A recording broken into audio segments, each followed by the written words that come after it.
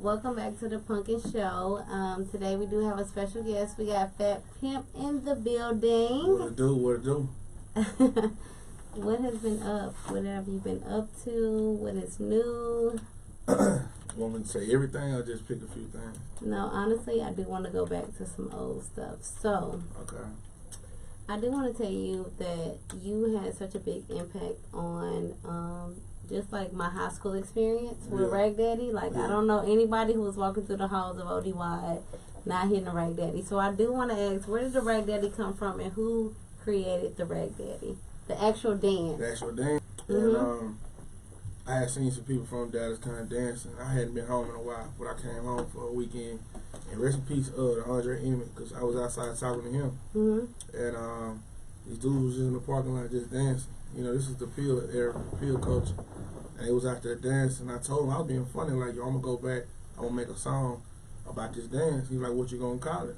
And I looked up, and I was at RackDaddy's in my hood. So I was like, you know what? It's going to be funny, but I'm going to do it. And I went back to TSU, made the beat, and we recorded by the same weekend. I actually take it back. We tested it out at a talent show. I was hosting a talent show, and I just had the instrumental. And I just kept saying, do the RackDaddy, but I ain't really had no words to it. But all it takes is like 2 people to dance and everybody else start doing it. So I had 2 people get up, just kind of hit that little boogie a little bit. And once people started watching them do it, I went ahead and made the record. So you just threw the shoulder out? Like, who came up with the whole throw the shoulder out? Nah, what it was, man, I had a partner named Jay Chat. And he was one of the first people on YouTube from Dallas doing like those them D-Town Boogie videos. And he kind of gave people the recipe to do it. And so every show I went to, it used to be me, him, everybody that's on the song with me, and he would show everybody how to do it, because I can't dance for nothing. So. But he showed everybody how to do it, and it took off. That's definitely big. It definitely took off. That's like one of the biggest things I can remember in high school was hit the RackDaddy. And I even read an article with you saying that you actually wrote RackDaddy sitting outside of the club RackDaddy. Yeah, the club RackDaddy's on Camp Wisdom in Cockrell Hill. It ain't there no more, but it's right there on Camp Wisdom in Cockrell Hill, and it used to just be the spot. It was our club for our neighborhood, and I was just sitting outside. Like I said, I was outside talking to Andre Emmett, and I thought it was a joke. I was trying to be funny, but it ended up being like one of my biggest songs. It definitely was one of the biggest I got a record deal off it, so. Yeah, and that one hit the Billboards, right? Yeah, Billboard charts. Actually, I had RackDaddy and his record called I'm Getting Money was on Billboard at the same time. One of the first people in the industry that had 2 singles on the Billboard at the same time. Yeah, and I think RackDaddy had hit, what, like number 63 on the Billboard, and I'm Getting Money was like 78 or something. Them sound about for right, sure, man. I'm going to do my research. Yeah, for sure, I'm going to do my right. research. Okay, so explain that experience when you talk about, so RackDaddy came out in 08, right? Right. And you signed with Warner Brothers in what year? 08. 08. So how was that experience signing with Warner Brothers? It was a gift and a curse, because I got signed to him. That was the hype. The curse was the person that helped me get signed to Warner Brothers had some bad paperwork out with somebody else in the industry. So I ended up getting dropped from the label. I actually got hit with a cease and desist. Wow. You know what that is? Yeah, like you just gotta you gotta leave off the property. Right, yeah. Like, be and gone. I didn't know what it was. I was young. We didn't know. We just knew that we was waiting on a check to come and it never came. Oh, wow. And so it was cool that we got signed, because everybody knew we was signed, but to try to keep up with the image and try to keep up with the record label money was hard as hell.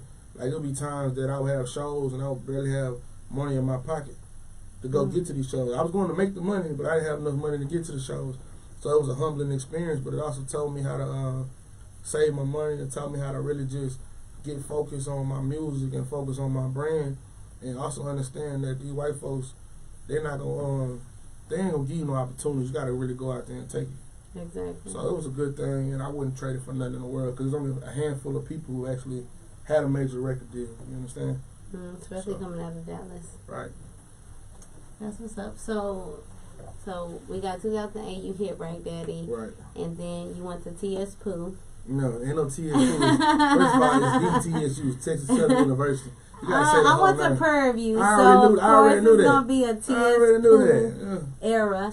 But I can say, "Roll Me Up" was like one of the biggest songs that was popping at Prairie View at the time when I was there. You find out you ratchet.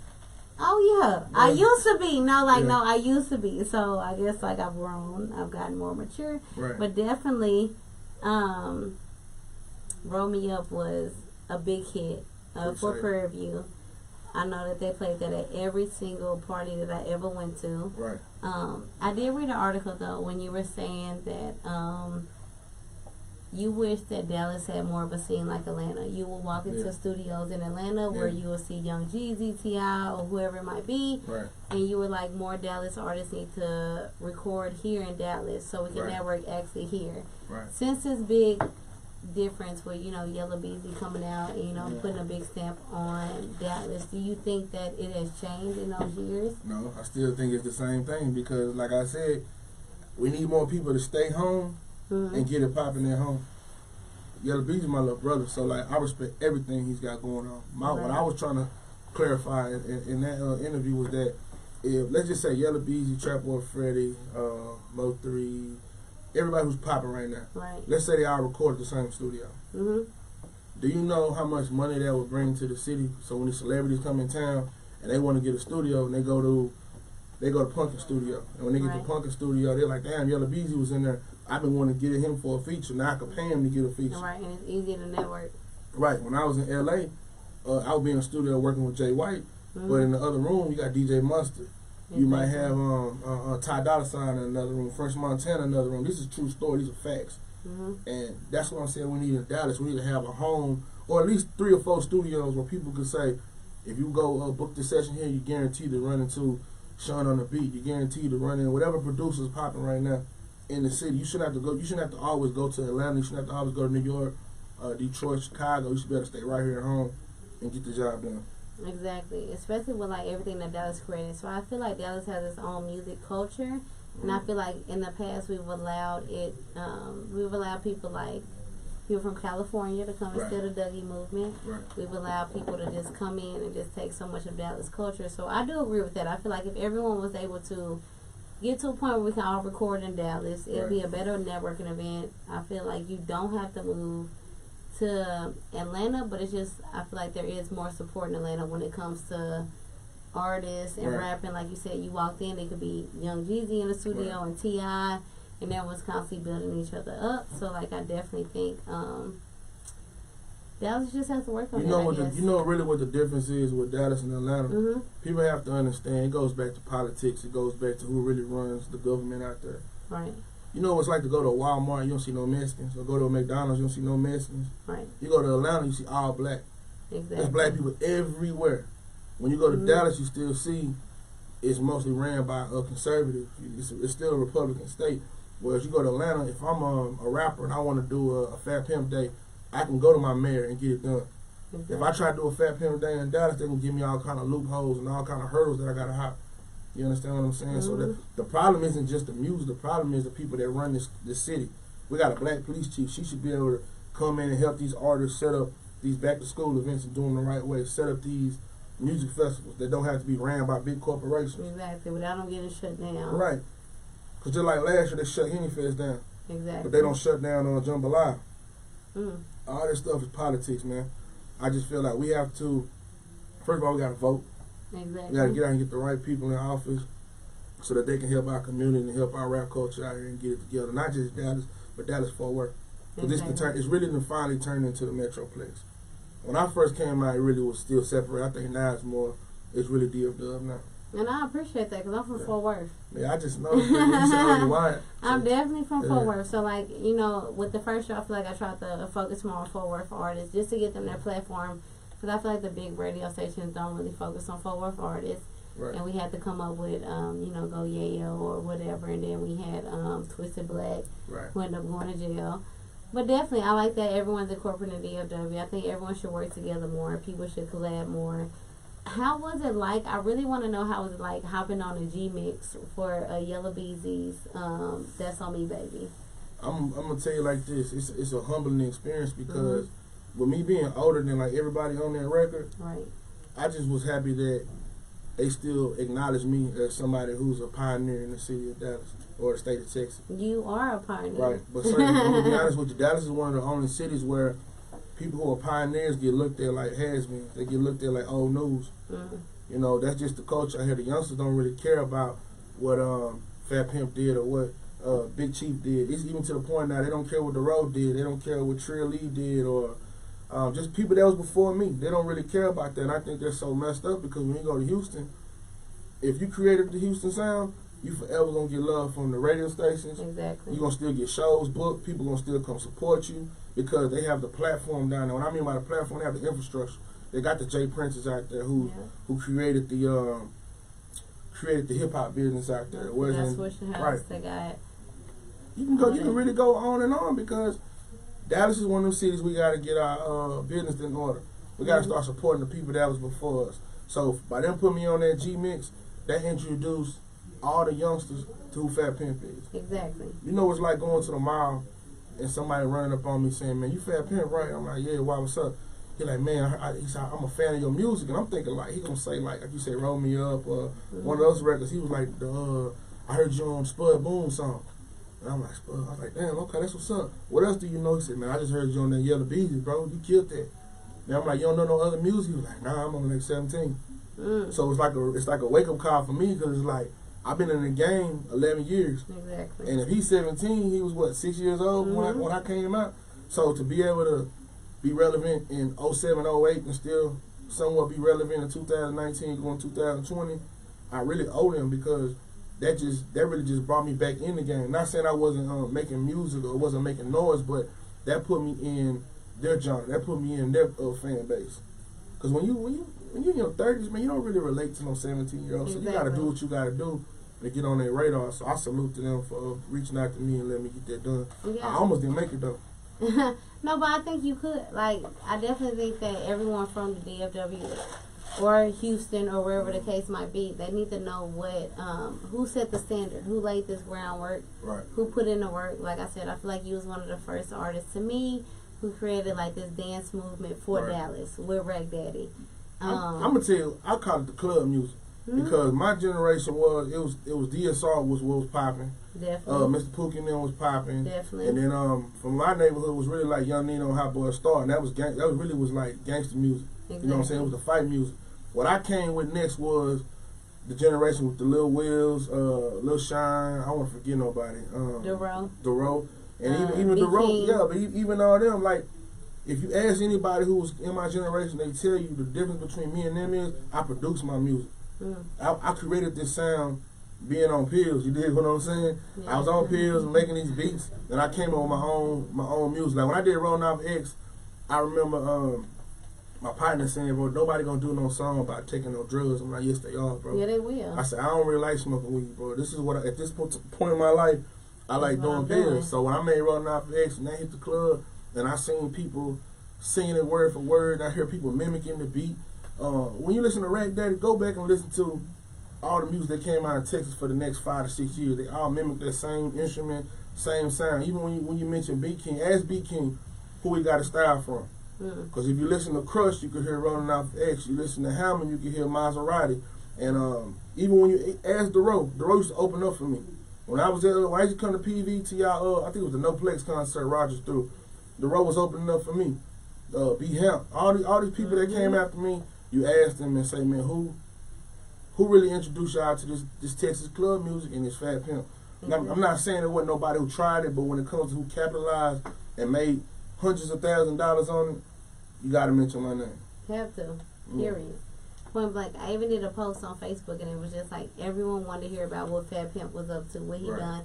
You worked with everybody. Like literally everybody who's anybody from Dallas, you have worked with them, from DeRoe, T Wheel, RPC Shrugs, I got records with Tum Tum, like, do you think that you owe some type of, like, do you think Tum Tum is who would introduce you to the rap game? Guaranteed. Because I know for sure you started off being a producer with DSR. Damn, you know all my business. Of course I know all your business. Listen, let me tell you, hands down, I owe everything. I owe everything to Tum Tum and Big Tum. Really, the whole DSR. If it wouldn't have been for if it was no DSR, there would be no Fat Pimp. Period. Because number one, they showed me how you can make money being from Dallas. At the trunk of your car selling CDs. They was popping in other cities, and Tum Tum and them took a chance on me rapping on some of my whack beats. They got on my whack beats, and it really just gave me the confidence that I need to keep going. And it's like you go from being a nobody to somebody saying, "Man, shout out to Fat Pimp on the track," people like, man, I know Fat Pimp, man. Like, he go to school with me, woo, woo. So I owe it to them. And really, I owe it to probably, I don't know if y'all familiar with ESG and Slim Thug out of Houston. How are we now? We went to TV. Yeah, a lot of people don't know. But listen, ESG and Slim Thug had a concert at this club in Houston called 8 Mile. Mm-hmm. I went to go holler at Slim Thug. With Slim Thug, he was kind of like standoffish. But I went up to ESG, and I was just like, man, look, I rap. You got any advice? And I was like, man, I seen you last week in Alexandria, Louisiana. He looked at me, so he knew I wasn't lying. Right. And he was just like, man, what's your freestyle game look like? I said, it's on point. And he was like, listen, don't worry about the songs. Don't worry about nothing else. Just work on your freestyle. If you can become the person that everybody knows who can freestyle, you can make your own songs, and you're going to always be able to entertain. So work on your freestyle. And it was from that day on that I always said that I was going to make it, because my favorite rapper growing up was ESG. Yes, and so by him showing me love when I first met him, I knew I had to do this music. So ESG, and it was DSR. For sure. DSR definitely had a big dent in any Dallas culture. Tripping on that, you know about my production, like with Riff Raff and stuff. Yeah, of course. Like anybody introduced, like I said, I've been a big fan forever. Right. You had one of the biggest hits while I was at Prairie View. Roll Me Up was like everywhere. I do want to ask, like, how was it like being at TSU, knowing how different Houston sound is compared to Dallas sound, knowing how those DJs operate? Right. You had to have the DJs who play certain Dallas songs compared to certain Houston songs. Houston people don't dance. Dallas people dance. Houston stuck on old school music. Dallas more was like innovating and it was changing. So how do you feel like, do you think Houston respected your music as much as Dallas respected your music? I think, hands down, I'm going to say this with the utmost respect. Houston is, if it wasn't been for Houston, there really would have been no Fat Pimp career. Okay. Let me explain why. Dallas showed love to a certain extent. It's like, once they realized I grew up with him, they ain't going to want to support it. Houston was more kind of neutral. Right. People don't know that RackDaddy came out, truth be told, I recorded it in 2007. It didn't blow up until 2008. I performed at every single high school in Houston, in the HISD district, every middle school. I did quinceañeras, Sweet 16s, I'm talking free show after free show after free show, to the point where the radio was like, why we don't have this record? Right. I pushed it. I know what it's like to be on a stage in a packed club in Houston, and all the girls are dancing, but all the dudes are standing there with their arms folded. Of course. Now, and I'm not glorifying this, but I'm one of them people where we used to like to fight all the time. So we was the type of group, when we be on stage performing, once we get done, we drop the mic and jump in the crowd. You know what I'm saying? Just to check people's temperature. You dig what I'm saying? And I think once people realize that, even though RackDaddy was a dance club record, they knew at the end of the day we was some authentic people.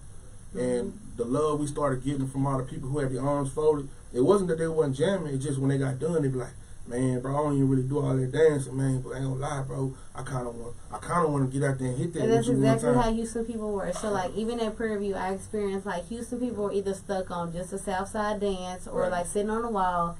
Dallas people be boogieing, boogieing through doors, be dancing the most. So I know like every DJ kind of had to balance the Dallas sound with the Houston sound. There was no, I kid you not, when I got to TSU, whenever they would say, man, Dallas in the building, they would play Crook for Life. That was it. And they go to the next record. So when DSR started popping with Tussle, that was big. Oak Cliff, That's My Hood was big. And I remember, I want to say it was either Get It Big or My Dougie. I can't remember which one they started jamming first.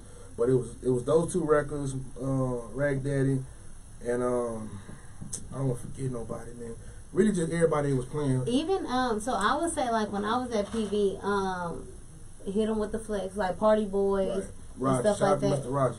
Yeah, DJ Mr. Rogers. It was like you work with B King. I know B King was doing a lot of stuff back then. He was from Houston, but he was definitely clinging on to the Dallas movement. He was one of the people that knew that in order to get Texas, you had to make the banger records. You couldn't just get on there and just rap Southside. You had to like mix it up. And B King being from Houston, he knew that if he clinged on to PV, he knew he could win. I clinged on to TSU because they put me in the game. They're the ones. TSU was the reason why when the radio was asking what's the hot record, ask anybody at TSU what song get the yard jump. It was RackDaddy. Or you could have went to PV and it would have been like my years. It would have definitely been Roll Me Up. And people didn't know what school I went to unless you knew me. Exactly. Because I would be out there at both schools. I would even be out there at Sam Houston, just really out there networking, out there pushing my music. That's why I tell artists, Stop being in the hood. Stop being at home. Go to these colleges. Exactly. Even if you don't really want to be at school, go to school for like 1 semester or 2 semesters. I guarantee you could be whoever you want to be. Like you said. Man, I know people that had fake New York accents. That was from Texas. You know what I'm saying? Like, it's just when you go to college, a black college, you can go be whoever you want to be. You can be whoever you want to be. Just imagine if you met me in college, you say, "What's your name?" And I say, "Fat Pimp." I never tell you my name is Chris. For years, you're gonna be like, "I never knew his real name." Yeah. It don't matter because when you get to college, you are who you say you are. That's it. So, you start a whole new reputation. And I know definitely a lot of people like that. Like, take a shot. You too sober right now. I'm actually not. I'm definitely not. I'm definitely not. But I'll take a shot. Look at my cup. I'm out of there. There you go. Turn up. That's how we do it, man. When you kick it with me, we gonna drink. We gonna get loaded, man. We gonna drink. Let me see that bottle. What, this one? Go for it. Turn up. Turn up. Yeah. I don't know. Oh, here go the Sprite. Look, he said he don't need no chaser. He said he don't need no chaser. Let me explain something to y'all. I know a lot of people in the world, especially black women, they're scared of tequila. Why? I don't know. Well, listen, tequila brings out your inner freak. It brings out your inner freak. Not only that, panties come off when you drink tequila. Don't even have them on. Don't even have them on when we on tequila. Don't even have them on when we on tequila. See, I'm just one of them girls who can't drink dark. I've drunk dark and I've fought pit bulls. I've went fucking drastic. I have been at PV wilding on that cheap ass homicide. It's too pretty to be fighting. I said pit bulls. I want to fight people. Like literally, dark liquor make me fucking crazy. I'm a whole different person. But we keep you on this clearance. Yeah, Patron is my shit. Patron and I'm good all day, every day. We might need to be besties because this is my favorite liquor. We have to be besties. The thing is. Party. All right. Party, drink, anything that gives me a reason to drink and party, and I'm a big fan of music, period. Well, we got to take Ubers if we go party. I always take Ubers. Yeah, cause I'm right here in downtown. I live in downtown. We Uber anywhere you want to go. Well, I'm going to have to Uber to you because I can't. You didn't move away the man's for you in the birds now. You can't even claim Dallas right now. See, you didn't know I was one of the owners of KOD. So imagine like when we had that open. How it was getting home from KOD driving way over there. Wow, you was the owner of KOD. One of them, not the owner, but one of them. Oh, I mean that's still big shit. KOD is KOD still open? Nah, we had some legal issues, man. We had legal issues. I'm sure y'all did. And like even with the copyrights, like the KOD in Miami, we own the trade. And man, let me tell you something, man. Y'all can Google this. Anybody that's watching this, y'all look up King of Diamonds, Gentlemen's Club, King of Diamonds, Men's Bar. Anything you look up. You look it up. The Vigilance Group is the owner of the trademark. You dig what I'm saying? My manager Ricky Booker and my cousin J5. Look, we not new to this. When it comes to handling business, we own the names. The problem is when you dealing with crooked white folks, they find, like I said, they find these little hurdles to always try to shut your business down. Exactly. And that's really what happened. They pulled a fast one on us, but that's why I don't like white. Like I don't like crooked white people, man, and I don't like police, bro. Cause they put all that together and it was a lot. That's why you just gotta keep proving yourself. Just keep growing. Like there's no one that I know that I've ever interviewed that's been in the game 11 plus years. Right. What's the secret to that? How do you keep this new generation who really don't care about true lyrics and true anything? How do you stay relevant? The one thing that I've learned over the years that most rappers don't do, local rappers, they get on their high horse. They do. I don't do that. I'm one of the people like if I got a show, I'm not standing in the VIP. I'm one of the people, they got to text me like, bro, we need you to come to the stage because I'm in the crowd, I'm in the picture booth, I'm in the back smoking with whoever is popular in the city. If you want to stay relevant for 10 plus years, you got to stay relevant with these youngsters. You definitely do because they got a whole new sound that they're into. So, I jam them all, and that's one of I'm not one of them big headed artists that feel like their music is trash. It's just new. Yeah, it is new. It's different. You just gotta adapt to whatever's new, even if it's like the moment rap, like people say, whatever it is. My whole thing is I want to create this platform. So, like with my old show, I interview everyone who I felt like possibly wouldn't make it to those bigger platforms, those bigger radio stations, and then especially coming from Fort Worth, I feel like none of the radio stations in Dallas kind of shed light on them. So, you know, of course, I'm bringing Yo Half Fine Film. So, if you work with just different people like that, I want to give them a platform. And I want to introduce this generation to real Dallas legends, what I would say is a Dallas legends for me. People who have been in the game for so long. Like, literally, you have been a big part of my high school life with RackDaddy. Yeah. You've been a big part of my college life with Roll Me Up. Rolling on the X, like you have so many songs, and then for you to still I mean, from 2008 and now we're in 2019, you Right. still booming, you still bucking, you just dropped a mixtape. Right. Still Fat Pimp, right? Yeah, Still Fat Pimp. So what would make this mixtape different from anything else that you've ever done in your career? I would, if people go listen to it, they're gonna definitely see the growth. Mm-hmm. It's not even really like no club bangers on it. It's really just like music I was kind of sitting on. Right.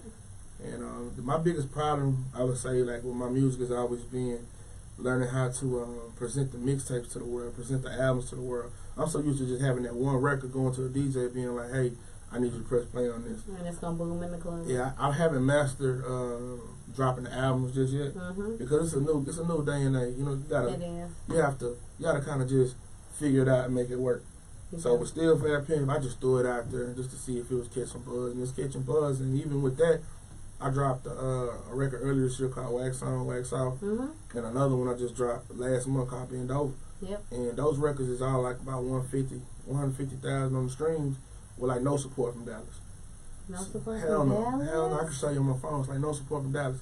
And that's cool because where you get more support from? Houston, Atlanta, LA? So I stayed in LA all of 2015, and I learned that it's cool to dip for a minute, but just come back.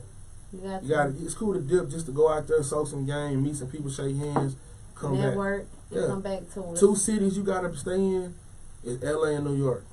For sure. You gotta go out, and Atlanta too. No Atlanta, yeah, for sure. Yeah. ATL, New York, and Cali. I think that's where the most hype is at. You gotta go out there, and the reason I say that is because certain people are not gonna leave LA. There's certain big DJs that's not coming to Texas unless they book. So you gotta go out there. I call it shaking hands and kissing babies. You gotta go out there and politic like the president. And, shake hands, network. I am who I am. You gotta be ready. That's another way you stay relevant too, by going to these other cities. Yeah. You know, when you do like a press run in New York, the rest of the world gets to see that, and it makes you look bigger than what you are, where you from. I done did interviews with Sway, I done did interviews with K Slade, everybody who's on Shade 45 did interviews with all of them. I think the only one I ain't probably done is Breakfast Club, but all the big platforms in New York, I've done those, done the platforms in LA, and that's footage that I'm gonna have for the rest of my life. I could bring back freestyles I did in front of like Taraji Henson before she was Cook, you know, she was still Yvette, you know what I'm saying, from Baby. And like how we in here, just imagine we interview when she walked in, you Sway, I'm talking to you, and she walks in, I freestyle in front of her. Yeah, and it's stuff like that to where that's how you stay relevant. I don't need a hit record if I got content. You don't need a hit record if I'm on this person's song. I don't need a hit record if I'm in the community doing something that's got people talking. You know, I'm doing movies and stuff now. I got a podcast, and there's just so many things that I'm attached to that keep my name relevant. And if I could do one song a year or one feature a year, that's better than most of the people that I came up with that's not doing nothing. Exactly. You dig what I'm saying? I feel like people are so quick to be defeated. And I'll be the first to say I was definitely that person. Like, as everyone knows who's watching, probably, like, the Punkin Show did launch off last year. You know, I had a few big artists. And I literally gave up simply because I didn't get a spot on a bigger radio show, if I could say that. But then I feel like through this time that I've spent just like thinking about stuff, I'm like, I'd rather make my own lane, because even if I was to get that job, I just feel like we're incomparable. Like, they work there, they booking them artists are obligated to go to their platform. Everybody I'm booking is coming strictly for me. Everything I'm doing is strictly for me, so it's like we're incomparable. But I know, like, as long as I continue with it, I feel like being defeated is like a temporary feeling. Once you give up, it makes it permanent. So, like, that's why I just want to introduce everybody. Like, I'm coming back. It's going to be bigger and better than ever. I want people to know that, like, I'm so dedicated to music, and just like the Dallas scene, Dallas Fort Worth scene. What you got? This is what you got. This is the question you really got to ask yourself. Are you doing it for the love, or you doing it for the recognition? Neither. I do it because I love it. No, I'm not gonna say neither. I do it because I love it, clearly, because this is not something that I get paid to do. You know what I'm saying? Like, this is not what's paying my bill.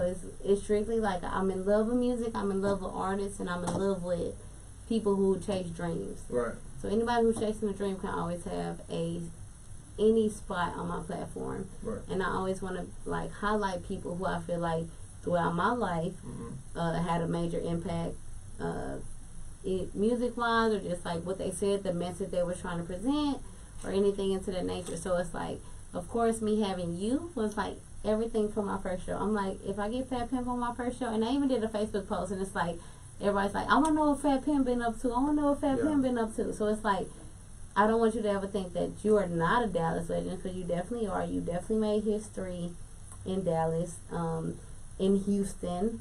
You have reached different platforms. You are, you made hits that, like, literally, when I hear RackDaddy, I think about my senior year in high school. You know what I'm saying? Yeah. Like, how big that was for us. Just like, when I think about Roll Me Up, I just think about PB. That was played at every single party I could ever go through at PB. So I feel like Dallas artists need more recognition. I'm really tired of people coming from California or Atlanta or wherever they coming from and stealing Dallas movement. We gotta. So the thing about it is, people can't steal it if the city claims it. Exactly. Because let's not get it twisted. When all that boogieing and stuff was going on, that Dougie was going on, everybody in Dallas was trying to say, man, that's gay, man. We don't do that, man. We don't be dancing. We don't be dancing. But they do. I know like, and you know that going to TSU, like, you know that, like, me going to PV, I seen the difference between Houston and Dallas. Houston people, niggas do not dance. Right. They sit on the wall. They might do the south side every now and then. Right. Dallas niggas is going to be on the floor boogieing. They going to be Dougie. They going to do whatever it is. It's just like Dallas is more energy. Houston is more chill. It was like screwed. That. It ain't like that no more, though. It really ain't. Hell like, no. Houston people Man, out there really, like, you know so the woke, like, you know where the woke came from? Dallas. No. Well, 10K Cash no, he didn't. No, he represented, like, that's my little dude. But it's a little dude. I want to say his name, like Daisy. Like I've heard dude. It's like two people going back man, with who created it. Regardless of the fact, whoever came up with it, I don't know if it was him or 10K Cash. One thing I do know is that when you go to the clubs in Houston, everybody's in there hitting that wall. They're hitting the old boogie and stuff. OTB, Fast Lane from Houston. You ever heard Dog Ass? That's on my Dog Ass. Yeah. He got a new record called My Bussin'. He redid My Dougie. So they in the club. They out in the club now, Dougie again now. Houston is like the new Atlanta. Really? I just left H-Town 2 weeks ago, and it's going down. I haven't been there in like 5 years. What are you waiting on, girl? Houston? I'm waiting to just go straight to Atlanta, honestly. But honestly, like, this is my thing. Like you said, I want to bring the platform here to Dallas. Like, I'm tired of us having to move around when there's so much talent here. And I feel like if I could just build the platform here, then eventually go network out there. But I need them to know that Dallas is like an industry that people have just been copying, imitating, but we haven't gotten the recognition for it. It's a lot of that. Especially with Dougie. So I don't understand how the Dougie dudes come and let these California swag people come and take the whole movement. We didn't want it. We wanted it, Dougie. We wanted Dougie. Let me tell you, this is the biggest thing. You can take this to the bank. There are DJs in Dallas, and I'm not gonna name drop, but I know the real. There are DJs in Dallas that when these record labels call, what y'all cameras on? All these cameras on? Listen, all the artists that understand. There's a lot of record labels that call asking about y'all. They call these DJs, they call these radio people. But when they ask these people are hating on y'all. They're trying to say you're not as big as you are. I know for a fact, some of your favorite artists didn't get record deals because DJs hated on them. And a lot of times when they come to the city and ask the wrong people the right question, things get stopped. Deals get stopped, movement get stopped. I can show you videos and magazine clips where people said, man, we don't do all that dancing, man. I'm from Dallas, man. I'm from the Cliff. I'm from the Grove, blah, blah, blah. I don't do that. We gangsters down here. But really, all the gangsters I grew up with, they was boogieing. Exactly. And when I went to Houston was the niggas that wasn't dancing. Dallas niggas be boogieing through the fucking door. They'll be dug in. They'll be South Dallas swagging. Like, tables done turned now, baby girl. H-Town is lit. The whole club is lit now. I mean, you got people that still kind of South Side, but look at Sauce Walker, man. Yeah. He created the whole Sauce movement, man. Like, come on, bro. He shout out Dallas in every interview. Every interview Sauce Walker in, they ask him about Texas. He talk about the flavor, and he talk about Dallas Fort Worth. That's somebody that lets you know. That's one of the realest people to come out of Texas. Somebody like him, he keeps it real. He tells you all the stuff that the industry done took from Texas. They done took the screw movement from Texas. They took the whole boogie movement from Texas. Even when it was another little dance thing. No, I remember. So when I was at PV, I think who made that song? I think Bone. I want to say Bone, Homegirl. Yeah, it was Bone. And then like Drake, Lil Wayne, all them dropped the same song, and I'm like, they had to be in Houston. They had to be listening to what was going on in Dallas. They took that, even though it was Florida beat. Who was Pop it? that. You talking about Pop that? Yeah. With DJ Chose. With DJ Chose, Right, exactly. Right. So I feel like they came to Houston, they heard that shit on the radio. Drake, Wayne, all them ran with that shit, and then once again, it's like you're taking Dallas and putting it on your own platform. So that's my thing. Like, I really want Dallas to understand, like, the amount of talent that we have here, Right. the people that's blowing up, the type of culture that we have is so different. Right. Most of it involves dancing, and which is cool to me. I just wanted to, like you said, you went into a studio in Atlanta where you could see Young Jeezy, or Kanye, or whoever it was working in the same studio. Right. In Dallas, we don't see that. I think at least we got someone like YellaBezzy who has broke out and coming back doing the G-Mix, just showing love to, like, if you don't know these Dallas artists, you better get to know them type thing. One thing that Dallas needs when it comes to these studios, a lot of these engineers and producers got to quit acting like, can I cuss on here or no? Yeah, cuss. A lot of these niggas got to start acting like hoes, man. Mm-hmm. Like, it's a new wave with this acting like a bitch ass nigga when it comes to, like, for instance, if I go record at the studio, man, don't give me some unmixed ass versions when I leave the studio. Like, give me some shit so I could be like, I could feel the shit, want to come back and get it mixed and mastered. I hate when these engineers be like, man, I'm not mixing this shit. Like, mix that shit down so a nigga want to come back, man. Like, a lot of these producers be giving the same beat to different niggas in the city. Stop doing that shit. Make your shit exclusive, man. And I know the game done changed where they leasing beats, but that shit whack, man. Like, if I come to the studio, don't give me a beat you don't let Mo 3 hear. Don't give me a beat you don't let C Struggs hear. You know what I'm saying? God bless his soul. It's just, for my thing is bring back the authenticity and just be real niggas again, man. Everything is about $1, man. A lot of these niggas are so broke. That's the reason why they do broke nigga shit. They always complaining on the internet about rappers not having no money. It's like, why I'm gonna give you some money, dog? You shopping these same beats around. It's like, nah, exactly. nigga. That's just my personal opinion. I'm not knocking producers because I produce myself, but if I'm a producer, I'm not giving multiple niggas the same beat. That shit whack, man. Make a nigga feel good he spent $1,000 or a couple $100 with you.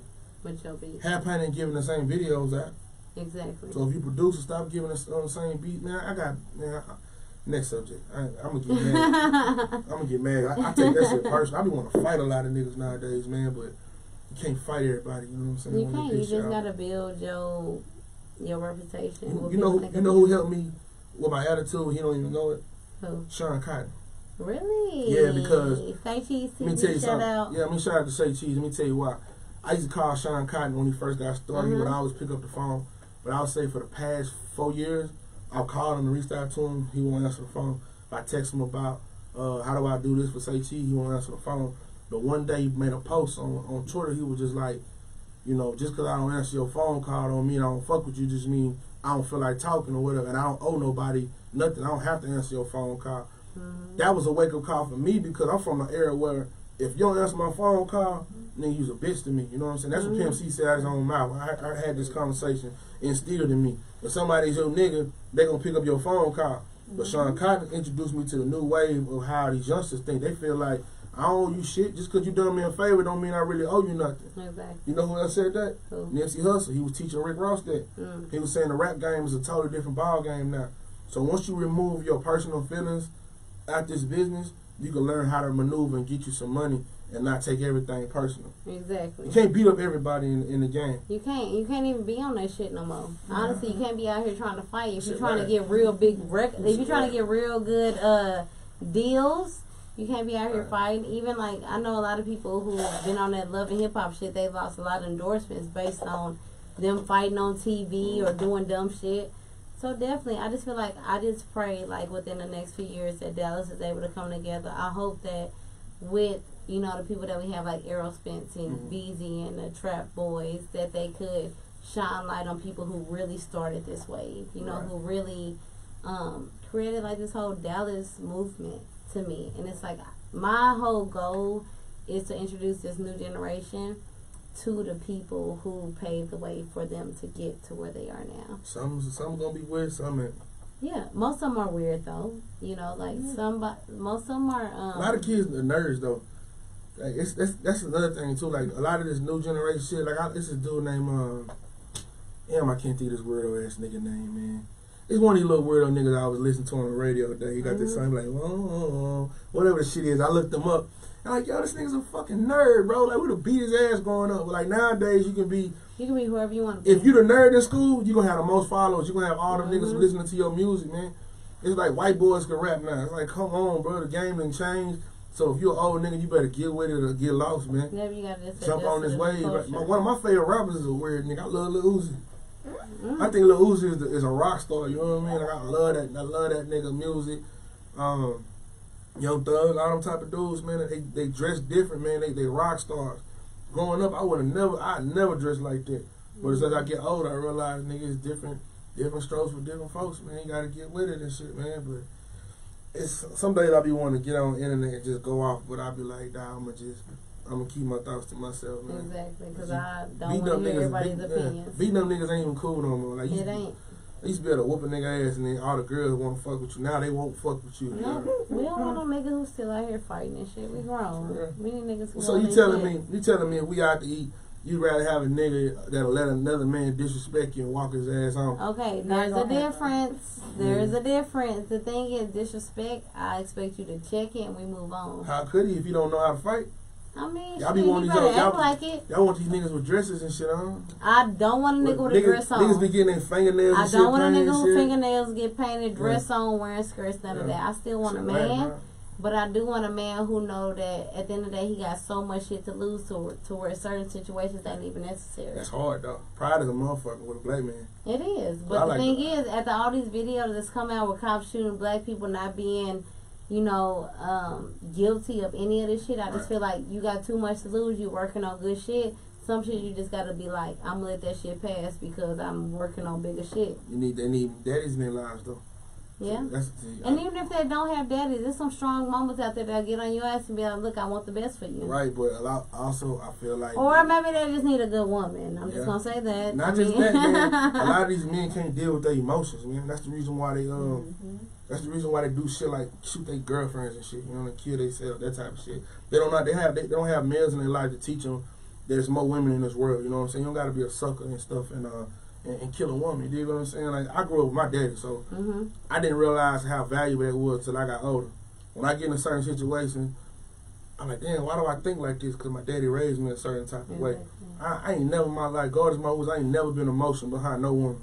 Emotional? Never. Nigga, God bless. My grandmama told me a long time ago, man, you don't never be in your feelings behind no woman, period. She told me how to deal with women, and I've been like that my whole entire life. What? You ask any woman that ever dated me, they sound cold-hearted when it comes to women. What? I just I don't believe in getting my feelings involved. That's why it took me so long to have a kid. Yeah, all rappers get caught up on the road, babies and all that. I ain't never had that happen to me. I had one girl get me and hit my pockets one time cause I had fell asleep. I had just came down off of X, and I had been up for like 3 days, and I had dozed off for like maybe 20 minutes, and she hit my pockets and shit. Other than that, man, I ain't never had nobody. Even that girl that got my pop pulled the pistol on her. Like, I tried to like make her come off the money. She was so gangster. She took all her shit off. I was like, I ain't even got it. But then the next time I seen her homegirl, she was like, yeah, she put it in a cooler, man. I was like, damn.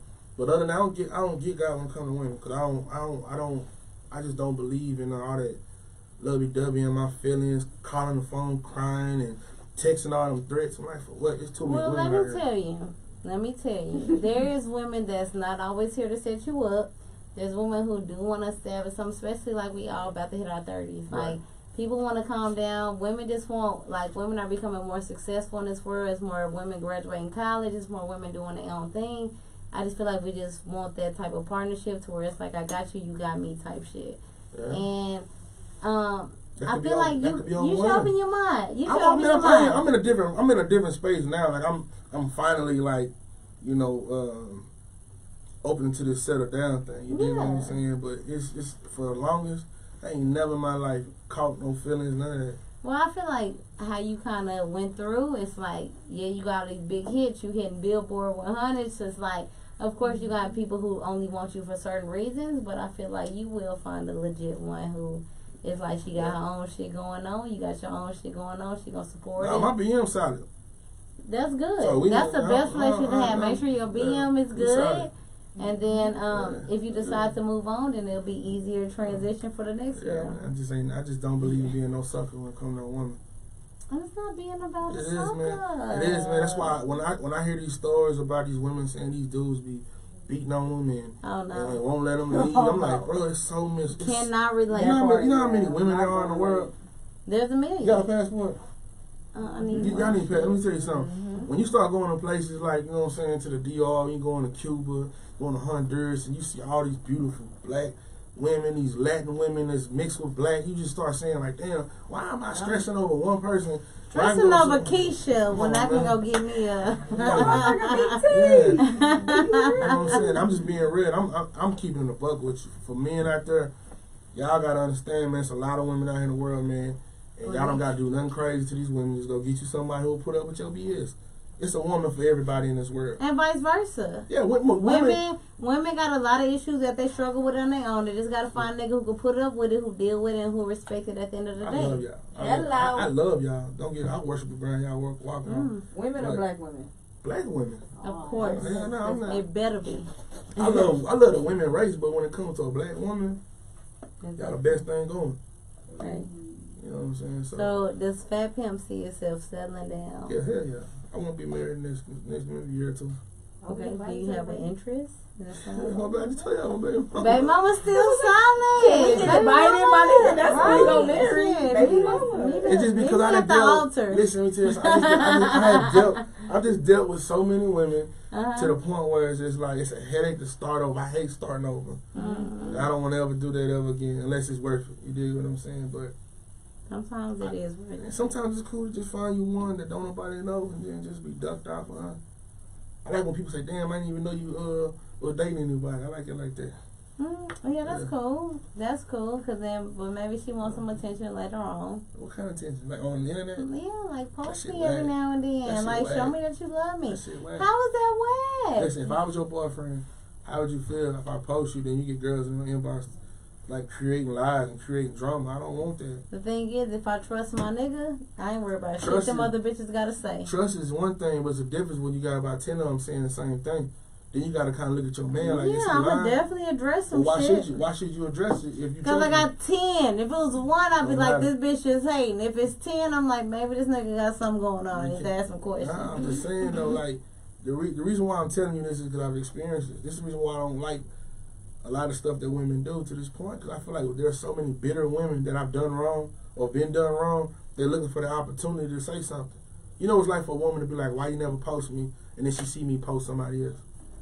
She gonna find it in her way to have all that hate in her heart and make sure that woman got that same feeling that she got. Vice versa. What, men? Yeah. Hell no. Yes, hell yes. Especially since Hot Girl Summer come out. I don't even want to bring up that topic, but the thing is, like, I've literally witnessed for a whole summer men become very submissive to women based on that women. No, it ain't gay. Based on women just taking their own power, being like, y'all scaring. It's just like, y'all scaring the insecure nigga, man. I don't need you. The fuck, what can you add? What value can you add to my life? And so with that, niggas wanted to be more involved. They wanted to show that they different. They want to. Gay. That's not that gay. Shit gay. And I don't even mean homosexual gay. I mean that shit gay. That shit whack. I'm just like, niggas gotta grow some balls, man. Get a bigger dick or something, dog. Because it's like, ain't no way in the world what a woman got going on should affect me. Period. That's just my belief, man. If a woman got her bag and she doing her thing, that's her. I ain't mad at the Hot Girl Summer. Do y'all. Just strap up. Okay, so Hot Girl Summer was not all about fucking. Yes, it was. No, it was not. Come on, it was man. just about being like, shit, like, nigga give a fuck about. Right, but the thing is, man been rapping this music for years. Right. And then the one time a female do it and we become more empowered to be like, shit, we got our own bag, we doing our own thing. Yeah. What the fuck can you add to our life? And I feel like niggas started being submissive to that. Man, men are not supposed to be submissive, man. I don't care what religion you practice, man. Listen, but the thing is, if you ain't gonna be submissive, at least be the dominant motherfucker and at least handle shit. Because women out here handling the relationship, handling the bills, handling how shit should go, handling every any black aspect. Man, let me tell you, any black man that's tuning this right now, y'all need to start following Minister Farrakhan.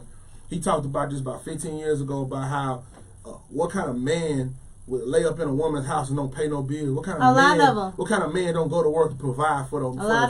That's not a man. That's not what a man is put on this world to do. I don't care if you black, white, brown, A man is supposed to pay the bills. A man is supposed to hold the house down. A man is not supposed to be submissive. A woman is supposed to be submissive in a relationship. When you working towards marriage, you working towards building y'all empire, y'all legacy. Black men tune in right now, man. Y'all need to get off your ass and make the money. I don't support no nigga sitting on the couch. I support no nigga who don't handle their business as a man. A woman should not be paying your bills. A woman should not be tricking money to you. You should not be finessing a woman. That shit lame to me. Period. I follow Mr. Farrakhan. I'm telling y'all, he gonna give it to you raw. He gonna teach you how you supposed to be as a black man. You gotta understand, these white folks already don't like us as it is. We got one strike because we black. We got another strike because we niggas. Black men, you know, that's what they look at as niggas. So why would you want everybody against you? Why would you want the woman against you? If only women that argue with men is the niggas that ain't shit, man. Mm-hmm. Women that argue all the time, they're not happy. They're not happy. It's real easy to really keep a woman happy. Yeah. I know what it takes to keep a woman happy. Mm-hmm. And if a man is ready to do that, man, y'all need to step up, man. Put your big boy shoes on, man.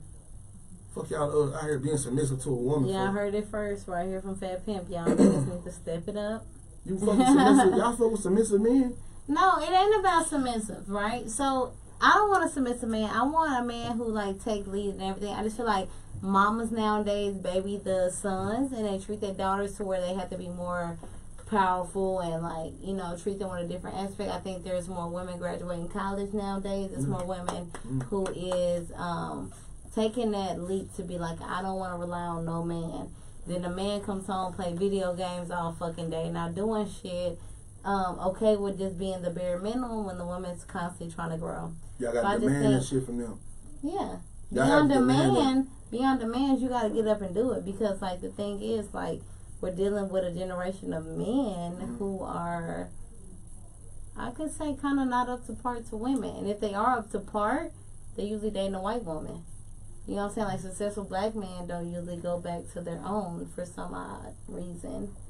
I ain't never dated a white woman. Good. I'm attracted to like a few of them. Don't start. I'm attracted to a few of them. I like Scarlett Johansson.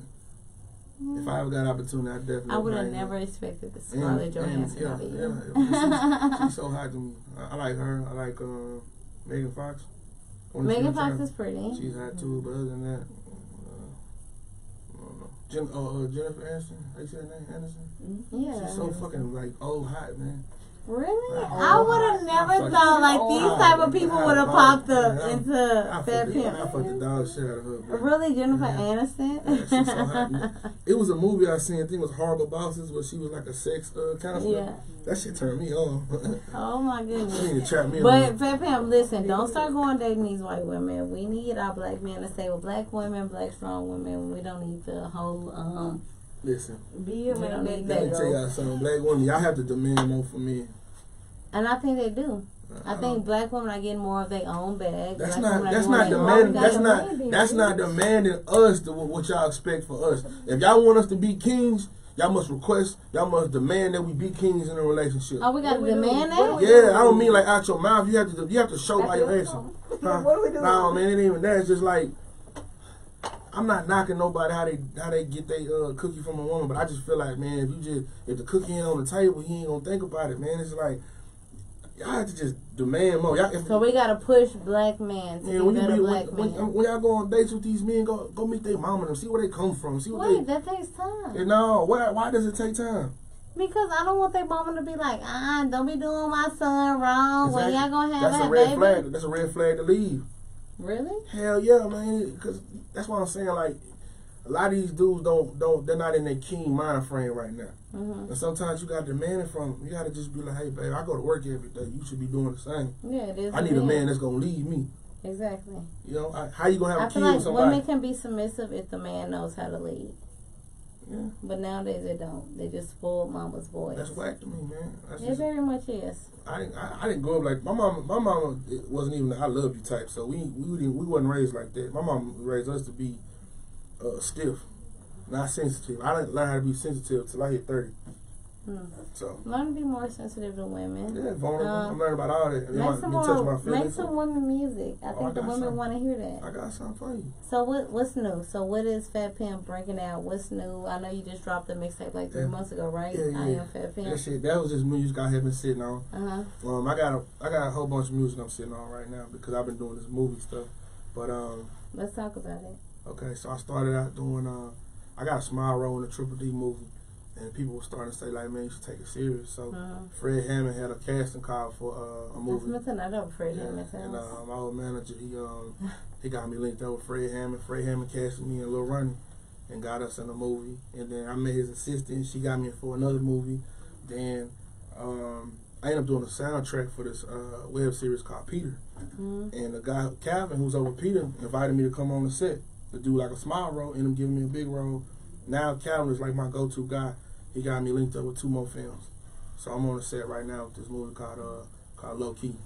All right, so now you're getting into movie production. Yeah. You still rapping? Yeah, every day. What's new? So what's coming next beyond the movies? I'm about to drop this new record, me and Zero. You and Zero? Yeah, you wouldn't expect that, huh? Yeah, and it's hard too. It's hard. So I play it for y'all when we get off the air. But me and Zero got a record. I got about probably maybe like 25 records I'm sitting on. But we just trying to figure out how we're gonna release them. I got with a company last year in New York, last November, matter of fact, and they do things a little different. You have to plan out weeks in advance. Like it'll be like 4 weeks, and then I have a release date. Go to the blogs, go to the playlist on Tidal, Spotify, and everything. I do things the right way now.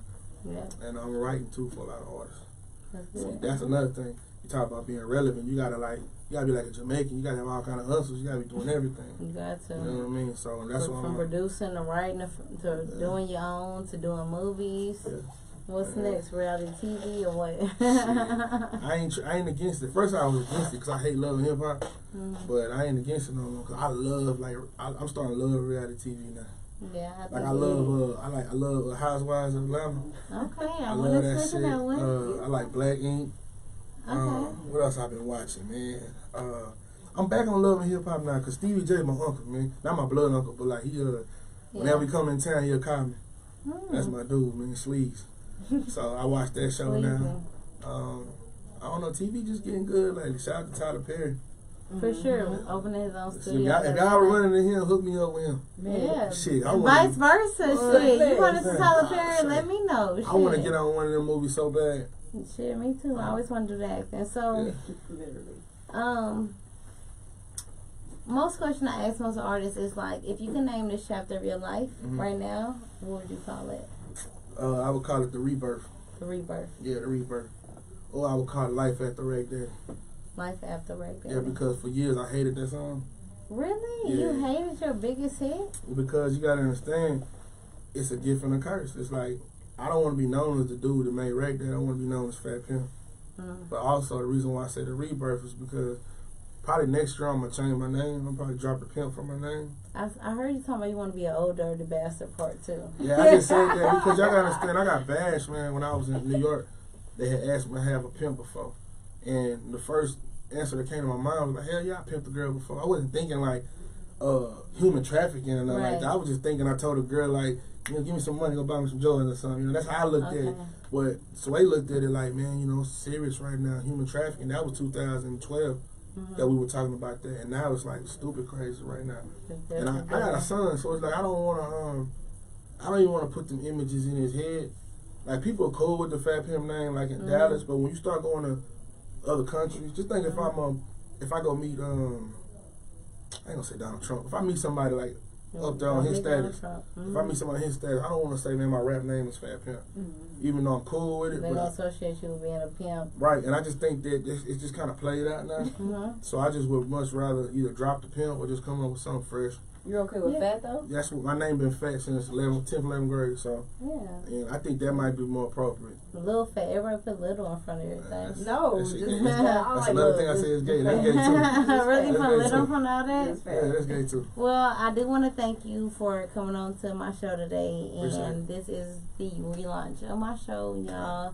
So I hope everybody tunes in. I know I faced some trials and tribulations on my last show, and I feel like honestly, what happened was like I felt like I didn't get a position at a bigger platform, and literally one no caused me to be like, oh fuck this shit, it's all politics, woo woo, and And then I started realizing, I'm like, you know what? At the end of the day, I can make my own platform. I can make my own money. If I get hired on by one of these bigger radio shows, I got to talk about what they want me to talk about. I got to still get paid hourly. I got to go do all these free-ass events.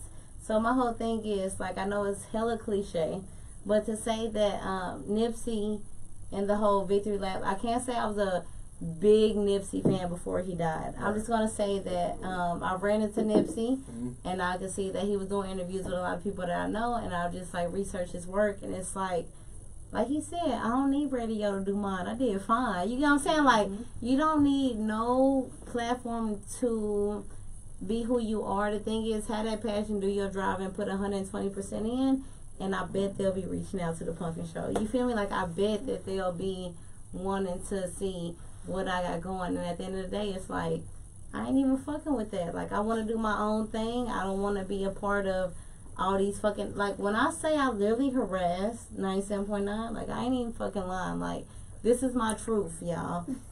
When I say I harassed the fuck out of them, I done signed up for LinkedIn Premium to harass fucking whoever's over the hiring process of Radio 1. I just knew I had the fucking show. Right. And I just felt like I was doing big things. And the thing was, I know who followed me, and I know who I was giving interviews to, and out of nowhere, they were starting to interview them people too. You know what I'm saying? So I know they was watching, and the thing is, I didn't get that position, and I kind of gave up, but it's like, this is the passion, this is what I want to do, this is my platform, and it's going to be big because I'm going to put 120% in, and I've realized that feeling defeated is legit a temporary feeling. Once you give up, you make it permanent. So my whole goal is to continue to give people that, like, I love music, I love artists, I love anybody who's doing anything to chase a dream. So as long as you're chasing your dream, as long as you are pursuing anything that makes you happy, you will always have a platform. You will always have space on my show to talk about it. I give you the best advice just for what you just went through. Take this piece of game. Michael Jordan didn't even make the high school team when he first tried out. He the best thing that ever happened to basketball. Exactly. So all them that know that probably damaged him really made him stronger. Exactly. So I just tell you that don't let somebody's personal opinion or they temporary answer steer you away from your goals and your dreams, man. If you want something, you do it. Gotta go get it. But I always keep loving this because it's gonna be a lot of times where you want to quit, but as long as you love it, it'll keep you pushing. Yeah, it's gonna keep you pushing, and I feel like again, I sound cliche, but like Nipsey said, like, shit, find your purpose or you wasting air. I feel like this is my purpose, this is what I love, and it's gotta work because you can never, anyone who basically, you can't defeat anyone who refuses to give up. Right. So as long as you keep going, you keep doing your thing, you keep hustling, you keep it, they gonna want to know who you are, they gonna want to know what you're doing, and we incomparable. Shit, at the end of the day, I'm booking my own artists. They get a job, they get paid hourly. I'm paying for this shit, and I'm booking my own artists, so it's like we incomparable. So at the end of the day, I just want to encourage everyone to continue to chase their dreams, continue to go after whatever it is that you believe in, continue to, if you got a dream, just chase the shit, basically. So I hope everybody rock with me. I know this is the comeback, and of course we had the one and only Dallas legend Fat Pimp on the first show, which I greatly appreciate. So yeah, I just want to end the show by saying, continue to chase your dreams. If you don't know Fat Pimp, you better get acquainted. You better look him up. You better see what all he has going on. And I only got a few more years of this rap shit, man, before I go put it on somebody else, give it to one. They better be lucky my baby only a few months, because I teach him how to rap and get this shit up. Yeah, I mean, but you can always move into other things. You can do management. You got so much more. You created a platform to where your name would always be brought up. And that's just what I'm trying to do. So I definitely appreciate you coming on to my show, showing me love. And I appreciate everyone who has tuned in. I haven't been so good with the live interactions, but you can definitely catch it on my YouTube channel, The Punkin Show, on Monday. And your people tuned in too. Yeah, and I will be broadcasting live every Monday. Okay, so every Monday at I'll be dropping the YouTube, and I will be uploading to all podcast platforms, so look out for that. Once again, we got Fat Pimp in the building. Thank you so much for coming through. I appreciate you. You are a Dallas legend to me. You've shaped my whole generation with your music. So I just want to let you know you are appreciated. And if I make it to the top, I'm bringing you with me. If you make it to the top, don't forget about a nigga like me. I love my women, man. And I love your energy too. So. No, for sure. Like, I definitely appreciate everything you've done for Dallas. I definitely appreciate you continuing. You've been here. You've been in the game for like 11 plus years. So just keep doing that. Don't give up. Keep going. There's people like us who's watching all the time who is rooting for you. So, thank you everybody for tuning in, and y'all make sure y'all catch me next Thursday, every Thursday at 8 p.m. on the Pumpkin Show. It's going down. Y'all have a great night, and it's me. Fuck with me. Tune in. And y'all have a great night. Thank you all for listening, and make sure you follow. What's your ID? Go ahead and give them everything. I am Fat Pimp on all social media. I am FATPIMP on everything. Instagram, Twitter, Facebook. Perfect. And then y'all know how to follow me. Pumpkin Show, Pumpkin Wilson. I'm on everything. And YouTube, Pumpkin Show, and then on podcast it'll be the same thing. So y'all continue to tune in. Love y'all. Thank y'all for tuning in, and y'all have a great night. Thank you so much again for coming through. Y'all have a great. Yeah, for sure. All right, y'all have a good night. Love y'all.